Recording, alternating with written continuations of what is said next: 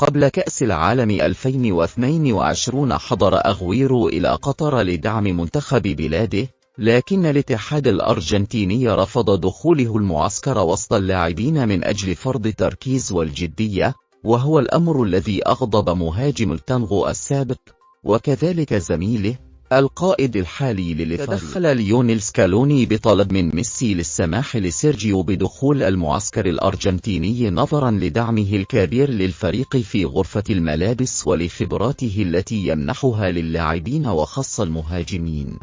دعم ميسي لصديق عمره ورفيق رحلته وصل إلى أن منحه مكانه المعتاد في غرفته خلال معسكر المنتخب الأرجنتيني، وفي ليلة النهائي كانا معا في المساء يتحدثان عن ليلة التتويج وكيف تفوز الأرجنتين، وكيف يحقق ليو حلمه وحلم صديقه مريض القلب الممنوع من ممارسة كرة القدم طيلة حياته. ميسي منح أغويرو قميص المنتخب الذي حرم من المشاركة معه، وسمح له سكالوني بالدخول إلى منصة التتويج ليرفع كأس العالم ويلتقط الصورة التي طالما حلم بها في كل ليلة قضاها مع ليونيل يرتديان زي منتخب بلادهما.